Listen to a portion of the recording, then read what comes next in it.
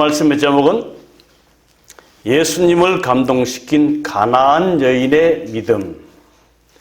여러분 혹시 지난주에 설교 제목을 기억하십니까? 어제 일도 모르는데 지난주 일을 어떻게 기억하겠습니까? 예수님을 감동시킨 백부장의 믿음이었어요. 오늘은 예수님을 감동시킨 가나안 여인의 믿음. 지난주에는 남자의 믿음이고 오늘은 여자의 믿음입니다. 골고루 이렇게 말씀을 드려야 남녀의 믿음의 발전이 균형되리라 생각됩니다. 예수님을 감동시킨 가나안 여인의 믿음. 오늘 본문의 말씀은 마태복음 15장 27절입니다. 마태복음 15장 27절 다 함께 읽어보시겠습니다. 시작. 여자가 가로되 주여 올소이다마는 개들도 제 주인의 상에서 떨어지는 부스러기를 먹나이다 하니. 오늘 이 여인이 왜 이런 대답을 했는지를 전체적으로 좀 살펴보면서 본문의 말씀 마태복음 15장 21절부터 28절입니다. 여러분 성경을 좀 펴시고 혹시 말씀 중에 감동적이고 기억할 만한 말씀이 있으면 볼펜으로 다 성경 옆에 적으시기 바랍니다. 여러분 성경이 깨끗하면 우리의 삶은 낡아집니다. 성경이 낡으면 우리의 삶은 신선해집니다.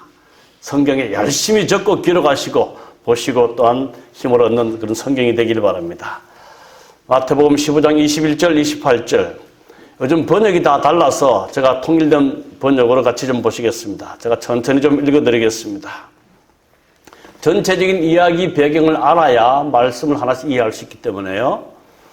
예수께서 거기서 나가사 두로와 시돈 지방으로 들어가시니 가나안 여자 하나가 그 지경에서 나와서 소리를 질러 이르되 주 다윗의 자손이여 나를 불쌍히 여기소서.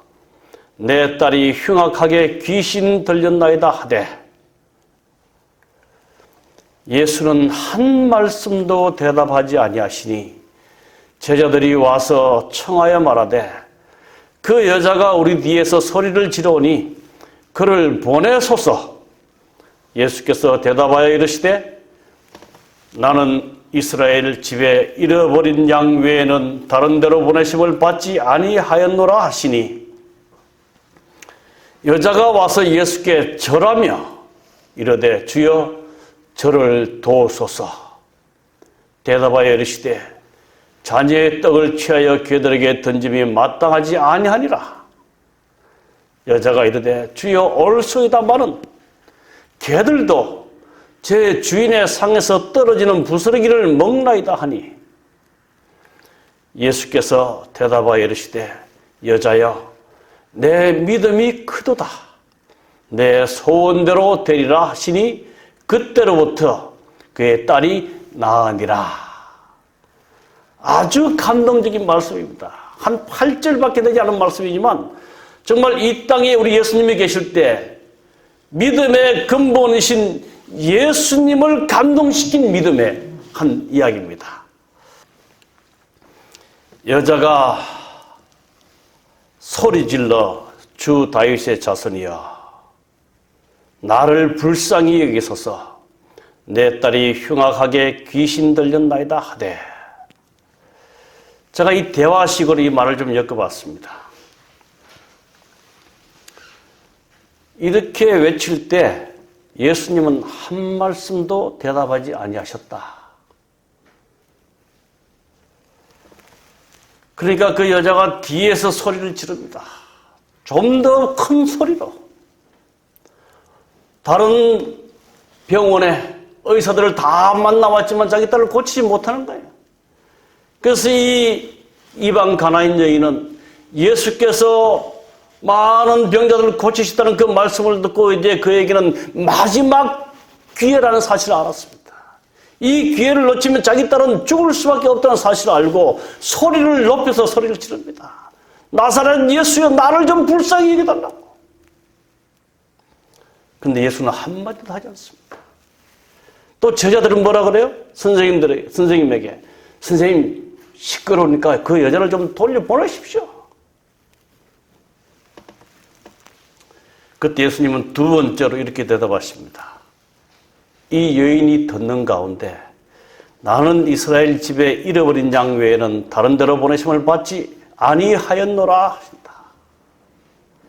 아무 말씀도 하지 않으시다가 제자들마저 돌려보내라고 말씀하시는데 그때 우리 예수님께서 하신 말씀이 나는 이스라엘 집에 잃어버린 양 외에는 다른 데로 보내심을 받지 아니하였노라. 거의 거절과 비슷한 이런 말씀을 하십니다. 이때 여자는 예수께 절을 하며 이르되 주여 저를 도와주소서. 또 예수님은 예수님답지 않은 대답을 하십니다. 자녀의 떡을 취하여 개들에게 던짐이 마땅하지 아니하니라. 이만하면 포기할 만하고 자존심 상해서 돌아갈 만하죠. 개 취급당합니다. 근데 이 여자가 주여 맞습니다. 하지만 개들도 제 주인의 상에서 떨어지는 부스러기를 먹나이다. 정말 마지막 절규입니다. 이 말씀을 들은 우리 예수님께서 그에게 대답하십니다. 여자여, 내 믿음이 크도다. 내 소원대로 되리라 하시니. 아멘. 아멘. 참 감동적입니다. 제가 이 말씀을 참 많이 준비하면서 이 책, 저 책, 이 설명, 저 설명을 다 찾아보면서 제 스스로가 얼마나 감동을 받은지 모릅니다. 여기 보면 예수께서 나가사 두로와 시돈 지방으로 들어가셨다. 이 말씀의 서론이 그렇습니다. 근데 왜 예수님께서 두로와 시돈 지방으로 가셨을까? 그 이유는 예루살렘과 유다와 사마리아에서 배척을 받습니다. 자기 본 백성이라고는 이스라엘 백성들로부터 배척받고 멸시받고 바리새인들과 제사장들로부터 늘 이 모함과 험한 소리만 듣는 우리 예수님께서는 좀 한적한 곳에 쉬시기 위해서 시돈과 두로 이방 땅으로 피난가셨어요. 제가 이 말씀의 서론을 읽으면서 예수님의 마음이 얼마나 참 괴로웠을까. 자기 백성들로부터 외면당한 거예요. 외면당할 뿐 아니라 괴로움과 시기와 질투를 받아서 그분이 이 땅에 오셔서 하시고자 하는 사업을 하시기가 너무 힘들었어요. 그래서 그들의 지역에서 좀 벗어나서 이방인들, 예수를 알지 못하는 그 시돈과 두로 갈릴리 북쪽 지방으로 이렇게 나가셨어요. 그런데 거기에서 한 여인이 예수님께 찾아옵니다. 그러면서 우리 예수님께서는 거기로부터 본방인이 아닌 이방인으로부터 큰 믿음을 보시고 큰 위로와 힘을 얻게 되었습니다. 오늘 말씀 한 절씩 찾아보면서 은혜를 받고자 합니다. 여인의 간청입니다. 주님, 다윗의 자손이여, 저를 불쌍히 생각하시고 도와주세요. 제 딸이 귀신 들려서 매우 고통받고 있습니다. 이 여인이 예수님을 처음 봤는데도 불구하고 그 예수님을 부르기를 주님, 다윗의 자손이여. 이 말은 이 예수에 대한 소문이 이방 땅인 두로와 시돈까지 퍼졌음을 설명해 주고 있습니다. 이 말씀이 마가복음 7장에도 나오는데요. 이 여인이 예수의 소문을 듣고 나오니라 라고 기록되어 있습니다. 여러분, 백부장 말씀도 마찬가지예요. 백부장이 예수의 소문을 듣고, 소문 많이 좀 퍼뜨리시기 바랍니다. 어디 저 백화점 가서 내 옷 산 자랑하지 말고 내가 만난 예수에 대해서 좀 소문 자랑 좀 많이 하시기 바랍니다. 그래서 비록 이방 땅이었지만 예수의 행적을 통해서 예수의 소문이 들렸을 때 이 여인은 이 소문을 들은 예수님의 그분의 품성을 깨닫고는 메시아로 인정하는 겁니다. 주님 다윗의 자손이요. 자기의 백성들, 유대 지도자들, 그들은 예수를 메시아로 인정하지 못하고 거부하였으나 이방 여인인 이 가나안 여인은 그 주님을 개인의 구세주로 받아들이면서 주님 다윗의 자손이여 외쳤다는 사실은 우리 예수님께는 처음부터 오는 감동이었습니다. 나를 불쌍히 여기시고 도와주세요. 제 딸이 귀신 들려서 매우 고통받고 있습니다. 이 여인은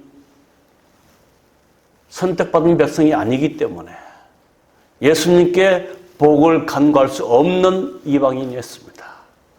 그러나 그럼에도 불구하고 그는 자기의 공로 내세울 것 없지만 단지 들려오는 그 예수님의 그 이적 가운데 그 여인은 이적보다도 예수님의 품성이 얼마나 인자하고 자비로운 것을 그는 알았다는 사실이에요. 내 공로 없지만 내가 선택받은 백성이 아니지만 주님 나를 좀 불쌍히 여기시고 도와주십시오. 제 딸이 귀신 들려서 매우 고통받고 있습니다. 오늘 이야기와 지난주에 말씀드린 백부장의 이야기는 많은 공통점이 있습니다. 백부장도 예수님을 청할 때에 그는 예수님이 자기 집에 오는 것을 감당하지 못한다고 그래요. 그 자신이 예수님 앞에 나아가는 것도 감당하지 못하기 때문에 유대 장로들을 보내고 자기 친구들을 보냈습니다. 이 가나안 여인도 저를 불쌍히 생각하시고 도와달라고 말할 때 그는 예수께 복받을 자격이 있는 사람이 아님을 그는 고백하고 있습니다. 그는 죄인이요 이방이라는 사실을 자백하고 있습니다. 이 두 사건에서 저희들이 배워야 할 것이 있다면 우리가 주님 앞에 무릎을 꿇을 때 이러한 마음으로 나아가야 되겠다는 말씀입니다. 참 저도 이 설교 말씀을 준비하면서 얼마나 은혜를 받는지 모릅니다. 제가 얼마나 이 앞에 무릎 꿇으면서 마치 당당하게 주님 좀 달라고 왜 안 주십니까? 마치 받을 자격이 충분히 있는 것처럼 이렇게 기도할 때가 많이 있어요. 물론 영접하는 자 그들은 아들로 우리가 신분의 변화를 받습니다. 하지만 아직도 우리는 하늘에 이르기 전에 우리가 죄인이라는 사실을 우리는 기억하면서 주님 앞에 나올 때 겸손한 마음으로 나오시면 우리 주님께서 우리의 마음을 아시고 우리의 기도를 응답해 주실 것입니다. 여기 참된 구원을 소망하는 자는 이러한 인위적, 인간적인 장벽을 넘는 용기와 열심이 요구된다. 여러분 참 하나님께 나아올 때 우리를 방해하는 것들이 참 많이 있어요. 특별히 인간관계들 때문에. 우리 한국 사람들은 재산 문제 때문에 구원의 예수님을 받아들이기가 참 어렵습니다. 그러나 참된 구원의 소망을 원하는 자는 인위적인 장벽을 넘는 용기와 열심이 요구된다. 이 당시에 여인이 남자에게 나아가는 것조차도 참 힘들었지만 이방 여인이 예수님께 나아간다는 것은 더없이 힘든 일이었어요. 그럼에도 불구하고 이 여인은 자신의 처지를 알고 주님께 도움을 구하러 나아갔다는 사실은 오늘 우리도 그러한 마음으로 주님께 나아가야 됨을 이야기해 주고 있습니다. 이 예수님의 반응입니다. 한 말씀도 대답하지 아니하시니 왜 예수님이 이렇게 하셨을까? 정말 인자와 자비와 긍휼이 넘치는 예수님께서 왜 나를 도와달라고 애타하는 이 여인의 목소리에 아무 말씀도 하지 않았을까? 예수님의 침묵의 이유가 뭘까? 첫 번째는 유대 땅에서 자기 백성들은 그렇게 불신하는데도 불구하고 이방 땅에서 이 여인은 어떤 믿음으로 나를 이렇게 받아들일까? 비교하는 생각을 가졌을 겁니다. 두 번째는 이 여인의 인내와 믿음을 더욱 깊게 하시기 위해서 잠시 머무르셨습니다. 여기 예수님의 침묵 가운데 우리가 배워야 될 교훈은 오늘날 저와 여러분이 드리는 기도가 때때로 우리 예수님의 침묵의 시간이 될 수도 있습니다. 여기 예수 그리스도의 침묵 속에는 우리의 간절함과 열성을 시험하시려는 목적이 있다. 그리고 예수님의 침묵은 거절만을 의미하지 않는다.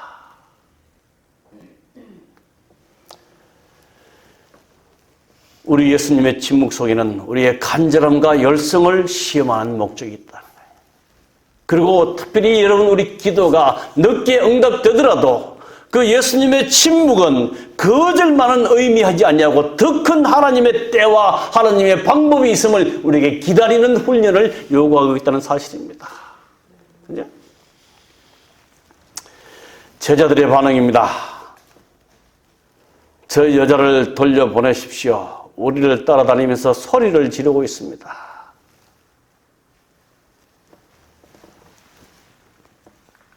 여러 책을 보면서 참 감동을 주는 말씀은 제자들의 복음 사명의 개념 속에는 아직 낯선 이방 여인을 받아들일 자리가 없었다.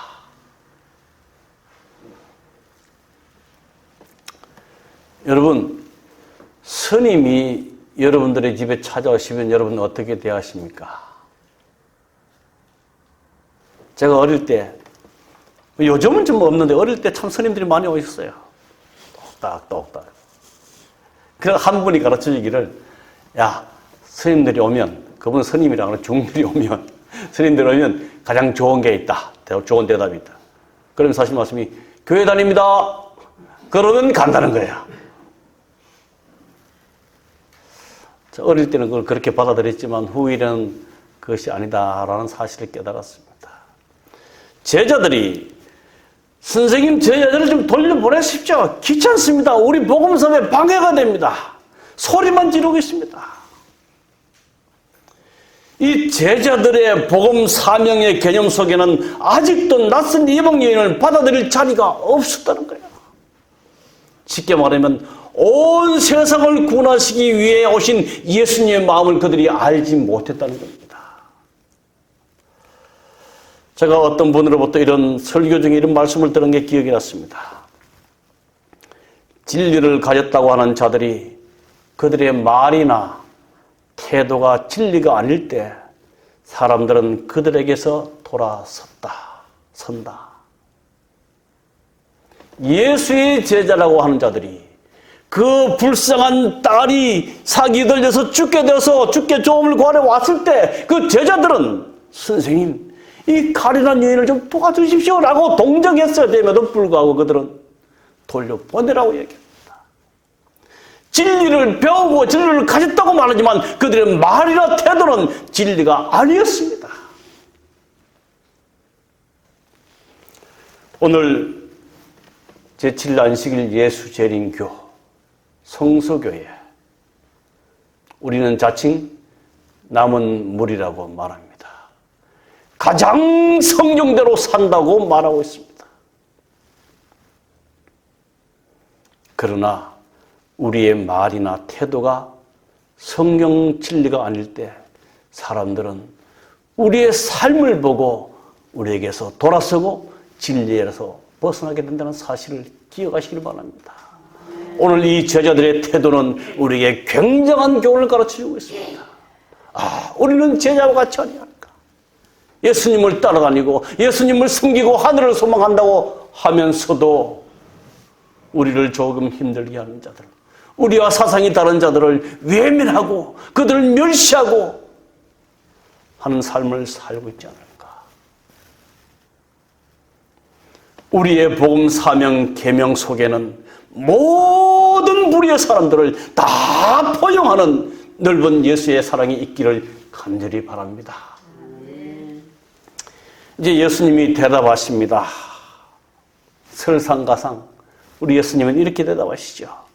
나는 이스라엘 집에 잃어버린 양에게로만 보냄을 받았다. 잃어버린 양 외에게는 보냄을 받지 않았다. 근데 제가 이 말씀을 조용히 묵상하면서 지금 예수께 나온 이 가나안 이방 여인하고 예수님을 반대하고 핍박하고 그를 시기하고 조롱하는 이 본방인 유대 백성들과 이 사두개인들, 바리새인들, 그 둘 중에 누가 더 잃어버린 사람이 있을까? 이 예수님께서 이 여인을 만난 이 시점에 있어서 어쩌면 받았다고 주장하는 이스라엘 유대인들이 더 잃어버린 양이 되었을 것입니다. 어쩌면 이 이방 여인, 가나안 여인은 예수께 선택받은 여인으로 나왔는 그런 사람이 될 것입니다. 이스라엘이 그들의 참 목자 되신 예수를 오히려 거부했기 때문에 결국 그들은 잃어버린 양이 된 것이다.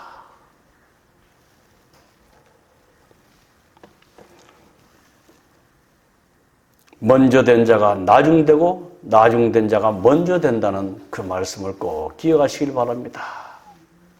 우리는 진리의 편에 속했다고 다 하나님의 백성이 되는 게 아닙니다. 진리의 그룹에 있다고 우리가 다 구원받는 건 아닙니다. 우리의 삶 속에 잃어버림 받지 않는 하나님의 백성이 되기 위해서 포도나무의 비유처럼 주님 안에 거하는 삶으로 살아가시기를 간절히 바랍니다. 예수께 절하며 이르되 주여 저를 도우소서. 우리 예수님의 그러한 무시와 냉대의 대답에도 불구하고 제자들의 만류에도 불구하고 이 여인은 더 접근하여 절하며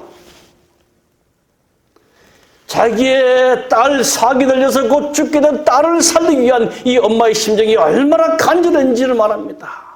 예수님께 가까이 접근해 무릎을 꿇고 예수께 절하는데 여기 마태가 쓴 이 절하다의 이 글은 계속 절을 하답니다. 한 번 절한 게 아니에요. 자기 딸을 살려줄 때까지 예수님 앞에 계속 절하는 모습으로 예수님께 나아왔던 사실입니다. 예수께서 침묵하시면 하실수록 침묵하시는 의도를 알지 못하는 가나안 여자는 더욱더 간절하게 그의 도움을 구하였다.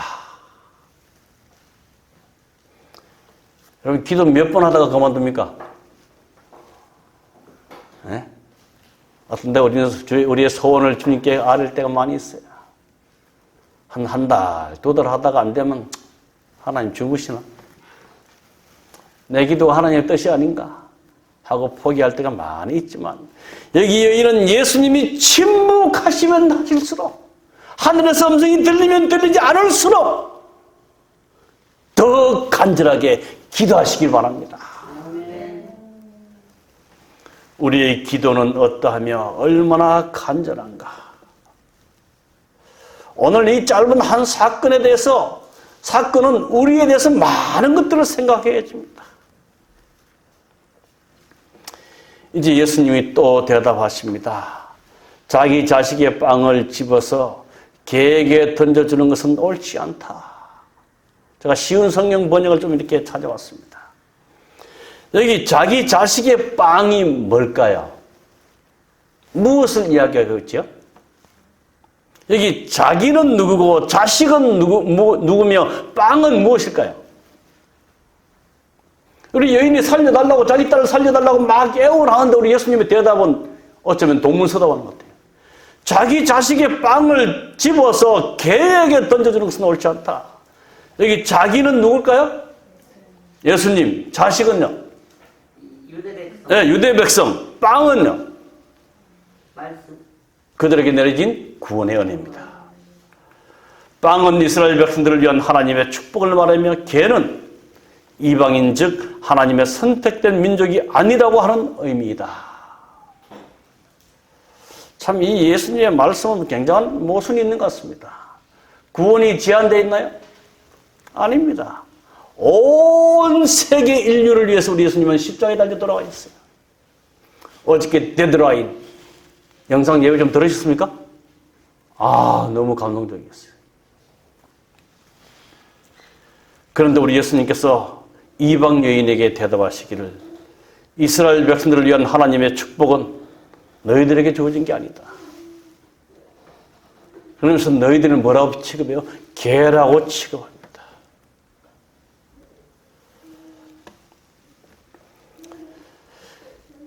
참 여러분, 이 자존심, 사람 자존심 빼면 시체라 그러잖아요. 근데 개에게 던져주는 것이 옳지 않다라고 말씀하실 때 이 가나안 여인을 뭐 취급하셨어요? 개 취급하셨어요. 우리가 이 사건을 좀 깊이 좀 살펴서 이게 이해를 해보면 정말 절하며 있던 그 모습에서 확 일어나서 뭐라고 하실까요? 당신이 정말 예수냐? 당신이 정말 세상 사람들을 구원하고 사랑한다고 하는 예수냐? 서로를 사랑하라고 가르치는 예수냐? 아, 이 삿대질하면서 대들고 싶었을 것입니다. 근데 성경은 아무든지 나를 따라오려거든 자기를 부인하고 자기 십자가를 지고 나를 쫓을 것이니라. 아까 우리 최 장로님 교과 공부를 참 열심히 가르쳤는데 우상 얘기했죠. 우상. 가장 버리기 힘든 우상이 뭐예요? 자존심. 저는 그래요. 여러분들은 모르겠어요. 뭐 사랑하는 자녀들도 뭐 때로 힘들죠. 제가 우리 아이들이 어릴 때 너무 예뻐서 너무 사랑해서 이런 기도를 했어요. 예수님, 사단의 유혹이 제 아이들을 통해서 오지 않도록 도와주십시오. 아이들을 통해서 사단의 유혹이 온다면 제가 넘어질 것 같아가지고 제 아이들을 통해서 사단의 유혹이 오지 않도록 도와주십시오. 우리 하나님께서는 제 기도를 들으셔서 그런 유혹이 한 번도 오지 않았던 것 같습니다. 근데 사랑하는 자식보다 돈보다 더 큰 우상과 더 큰 예수님을 섬기는 데 방해되는 것은 내 자존심입니다. 나란 존재. 깨어지지 못한 자. 그래서 성경은 마태복음 16장 24절에 자기를 부인하고 십자가를 지고 나를 쫓을 것이라고 말씀해 주셨습니다. 이때 오늘 가장 중요한 클라이막스는 이 여인의 대답입니다. 개 취급당하는 이 여인이 어떻게 대답했는가? 그렇습니다. 이 말은 나사렛 예수님, 내 개 맞습니다. 여러분 얼마나 마음이 정말 딸을 살리기 위해서 엄마의 모든 것들을 다 내려놓는, 다 깨어지는 이런 심정이었어요. 선생님 맞습니다. 내 개 취급당했는데 좋습니다. 그러나 참 저는 이 여인의 대답을 보면서 얼마나 지혜로운 여인인가. 우리 예수님이 그렇게 말할 때 그 예수님의 말에 반박하지 않았어요. 자존심 상했다고 화내지도 않았어요. 그 말을 인정합니다. 내가 그러한 존재밖에 될 수 없습니다. 그러나 주님, 개라도 주인의 식탁에서 떨어진 음식 부스러기는 먹지 않습니까? 앞 사람 예수님의 말씀을 일단은 긍정하면서도 그 말에 완전히 승복하기보다는 그럼에도 불구하고 내 부탁이 있다는 사실입니다. 그 당시 유대인들은 또 개를 많이 키웠어요. 성경상 개는 다 이렇게 저주받고 비판하고 이런 비방하는 그런 잘못된 데서 잘 사용되는 비유로 사용되는 동물입니다. 근데 유대인들이 개를 키우면서 그들은 손으로 무엇을 먹었기 때문에 빵을 뜯어서 먹으면 부스러기는 자동적으로 떨어집니다. 그것들은 개들에게 주고 싶어 주는 게 아니라 저절로 주어지는 겁니다. 이 이방 여인 가나안 여인은 그 사실을 알았습니다. 선생님, 내 개 취급당해도 좋고 내 개 같은 존재가 돼도 좋습니다. 그런데 사람들이 빵을 먹을 때 그 부스러기는 땅에 떨어지는데 그것들 개가 먹는 것, 그건 잘못된 거 아니지 않습니까? 나도 그것이라도 좀 먹고 싶습니다.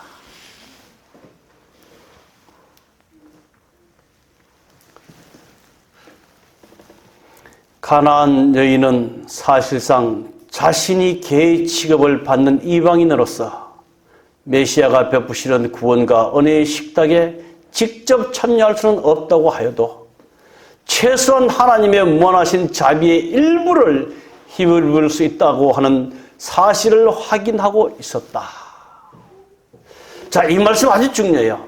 내가 직접 유대인들처럼 이스라엘 백성들처럼 하나님께 나아갈 수 없지만 흘러지는 그 부스러기는 내가 먹을 수 있다고 확신한 이유가 있어요. 이 말을 제가 다시 좀 이렇게 위에 보면서 최소한 하나님의 무한하신 자비의 일부를 힘입을 수 있다고 하는 사실을 확인하고 있었다. 저는 이 말씀을 읽으면서 어떻게 이 여인이 이러한 사실을 확인할 수 있었을까? 내가 유대인도 아니고 이스라엘 백성도 아니고 하나님 앞에 예수님 앞에 나가서 직접적인 복음 받을 수 없지만 최소한 개들처럼 흘러내리는 이 부스러기는 내가 먹을 수 있지 않은가 라는 것을 확신했다. 어떻게 그랬을까요? 들려오는 소문을 통해서. 여러분, 제가 답을 좀 적었습니다. 예수님의 소문을 듣고 그분의 무엇을 깨달았기 때문에? 품성을 깨달았기 때문에. 다시 또 설명드리면 기적이나 들려오는 예수의 소문을 듣고 기적이나 표적만을 기대하거나 믿지 아니하고 그분의 어떠하심, 즉 그분의 인자와 자비에 매달리는 신앙인이 되어야 한다는 사실입니다. 이 여인은 나사렛 예수께서 흡혈병 병자도 고치고 안전병이도 고치고 소경도 고치고 많은 자들을 고쳤구나. 야, 힘 있는 자구나. 이것만 듣지 않았어요. 그 불쌍한 자들을 고쳐주시는 예수님의 자비로운 품성에 그의 신앙을 매달았다는 사실입니다. 오늘 우리의 신앙도 예수의 품성에 매어달리는 신앙이 되기를 간절히 바랍니다.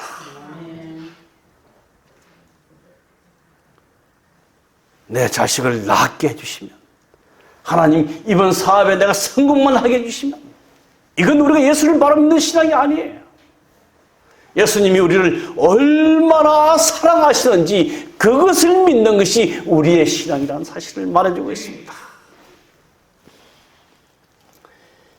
이것 때문에 우리 예수님은 마지막에 이 여인을 칭찬했습니다. 오 여자여, 너의 믿음이 크도다. 여기 우리 한글 번역에는 오자라는 단어가 없어요. 근데 원문을 보면 오 라고는 감탄사가 붙어 나오는데, 이 오라고 말하는 감탄사는 말하는 사람의 감정을 드러내어 주는데 본문의 경우에는 예수님의 놀람과 감탄이 그대로 표현되고 있다. 이 여인의 대답 어떤가요? 그렇습니다. 그러나 주님, 개라도 주인의 식탁에서 떨어진 음식 부스러기를 먹습니다. 이 자기를 완전히 버리는 이 여인의 대답에 대해서 예수님이 감탄하시고 예수님이 놀라시다는 사실을 말해주고 있습니다. 여러분, 자존심, 자기를 부인하는 신앙은 우리 예수님께서 인정하시고 예수님께서 칭찬하는 신앙이 될 것입니다. 그녀는 자신의 딸에게 건강의 선물을 줄 수 있다는 것은 바로 그리스도의 능력 안에서만 가능하다는 사실을 깨달았다. 여기서의 믿음이란 그녀의 신뢰와 확인과 아울러 겸손과 인내까지를 포함한 말이다. 아멘. 저는 제가 준비한 말씀을 읽으면서도 아는 소리가 참 많이 나오는데 여러분들은 잘 안 하시는 것 같아요. 참 제가 말씀을 준비하면 이 설교하는 사람은요 참 자신이 복 받습니다. 얼마나 감동을 받는지 모릅니다. 제가 이 백부장 하인과 가난한 여자의 딸을 고친 이 말씀의 공통점 찾아봤는데요. 두 경우 모두 이방인에게 예수의 병곤치유의 능력이 베풀어졌다는 겁니다. 또 두 번째는 두 경우 모두 이방인 자신의 큰 믿음이 예수에게서 칭찬을 받았다는 겁니다. 백부장에게는 이스라엘 중에 이만한 믿음을 보지 못했다. 가난한 여인에게는 내 믿음이 크도다. 그 다음에 공통점은 이 두 경우 모두 다 예수님을 만나지 못한 말씀으로 고침을 받았다는 사건입니다. 여러분, 이 백부장의 믿음과 이 가난한 여인의 믿음이 오늘 저와 여러분의 믿음이 되기를 간절히 바랍니다. 두 믿음의 공통점 또 하나는 자기 자신을 부인하는, 자기를 없애는 그런 믿음 가운데 예수님을 만났다는 사실입니다. 이제 말씀 전체를 간단히 요약하면 먼저 찾아오시는 예수님. 이 시대의 소망 400쪽에 보면 그리스도께서는 이 여인의 사정을 아셨다.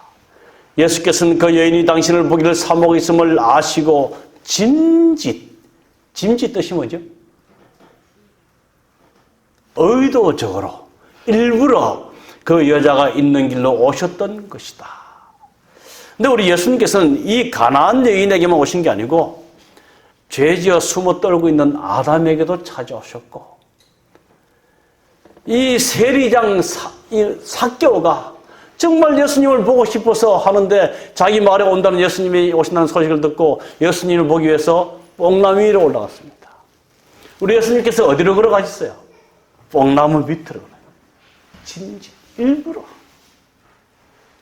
그러면서 그 성경에 보면 우러러 보시고, 저는 그 표현을 보면서 죄 없는 우리 예수님께서 죄인인 삭개오를 우러러 봤다는 그 의미는 그 삭개오가 죄 없는 예수님을 얼마나 사모했을까? 예수님이 죄인 우리 삭개오를 우러러 보시고, 삭개오야 내려오라. 내가 오늘 내 집에 유하여야 하겠다. 예수님 보기만을 원했던 이 삭개오에게 내가 너희 집에 가서 하루 유하고 가야 되겠다. 우리를 찾아오시는 예수님, 먼저 찾아오시는 예수님. 사랑하는 성도 여러분, 오늘 우리 가운데 정말 간절한 필요가 있다면 먼저 우리를 찾아오시기를 원하시는 그 예수님께 우리의 필요를 주저하지 말고 내려놓고 기도하시게 되기를 간절히 바랍니다. 두 번째, 제자들의 바른 가르침을 위해서 이 제자들이 보내서서, 그러나 우리 예수님은 아무 말씀도 하지 않으시고 내가 잃어버린 양에게 찾아왔다, 그 다음에 빵을 걔들에게 주는 것은 합당하지 않다 이렇게 말씀하신 이유, 왜 그렇게 대하셨을까? 그 여인의 슬픔을 들으심으로 그가 가르치고자 하는 교훈을 실제로 보일 수 있었을 것이다. 예수께서는 이런 목적으로 제자들을 이 지방에 데려오신 것이다. 유대인의 교만이 세워놓은 가로막힌 담은 심지어 제자들까지도 이방 세상을 동정하지 못하게 하였다. 그때까지 제자들의 마음속에는 그 시대의 풍습이 그들의 마음을 가로막고 있었습니다. 그러나 이러한 장벽은 무너져야 할 것이었다. 아까 제자들의 상태는 그들의 복음 사명 개념 속에는 아직도 낯선 이방 여인을 받아들일 자리가 없었기 때문에 이것들을 깨트리기 위해서 우리 예수님께서는 그들 제자들을 데리고 오셨습니다. 이제 여인의 개인적인 신앙에서 외로움을 극복하는 신앙 다시 한번 살펴보면 한마디도 대답하지 않으시고 제자들마저 저희들을 돌려보내라 그러시고 잃어버린 양에게로만 보냄을 받았다고 말씀하시고 자식의 빵을 집어서 걔들에게 던져주는 것은 옳지 않다고 말씀하실 때 이 여인이 얼마나 좌절감을 느꼈을까요? 얼마나 외로움을 느꼈을까요? 그러나 그러한 것들을 극복하는 신앙이 우리에게 필요합니다. 혹 우리 가운데 홀로 신앙하신 분이 계신다면 여러분 힘내시고 용기 내시기를 간절히 바랍니다. 그런데 우리 예수님께서 그렇게 외면하고 냉정하게 태하신 그 태도의 의도가 무엇일까? 예수께서는 유대인들이 의뢰이 그렇게 하였으리라고 생각되는 그런 태도로 이 경멸받는 민족의 대표자를 응대하셨다. 예수께서는 이렇게 하심으로 당신의 제자들이 그 여인을 대하심으로 보이신 바와 같이 이런 경우에 유대인들이 그들을 대접하였으리라고 생각되는 냉정하고 무정한 태도를 명심하게 하고 또 그 여인의 간언을 들은 후에 들어주심으로 보이신 바 슬퍼하는 자들에게 제자들이 대하기를 원하시는 인정 있는 태도로 명심하실 예정이었다. 우리 예수님께서요, 제가 다 기록하지 않았는데 그렇게 냉정하게 대할 때 제자들은 은근히 기뻐했던 겁니다. 아, 우리 예수님도 우리와 똑같은 생각이구나. 그러나 예수님은 그 여인에게 냉정하고 무시하게 대하던 그 이유는 제자들에게 그렇게 해서는 안 된다는 사실을 보여주기 위해서 그랬다는 겁니다. 두 번째, 이 자존심의 상처를 극복하는 신앙입니다. 개에게 던져주는 것은 옳지 않다. 개라도 주인의 식탁에서 떨어진 음식 부스러기는 먹습니다. 그 여자는 만일 한 마리의 개가 되는 특권을 얻을 수 있다면 그런 개로서의 취급을 기꺼이 감수할 것이다. 그 여자는 자신의 행동에 영향을 끼치는 민족적, 신앙적 편견이나 교만이 없었으므로 즉시 예수를 구주로 그리고 자기가 구하는 것을 다 하실 수 있는 분으로 시인하였다.